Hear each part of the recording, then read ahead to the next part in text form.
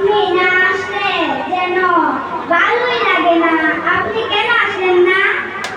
বাহ, চমৎকার, অসাধারণ, অসাধারণ।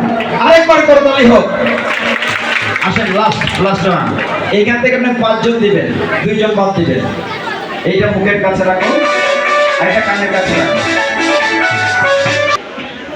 হ্যালো বাবা, তুমি কেমন আছো? তোমাকে জন্মাষ্টমীর অনেক অনেক শুভেচ্ছা। জানো বাবা, আমি কালকে ভোজন দেবো, তুমি আশীর্বাদ করো আমি যেন ভালোভাবে ভোজন দিতে পারি। বাহ, চমৎকার। আমরা ঠিক ওই জিনিসটাই চেয়েছিলাম।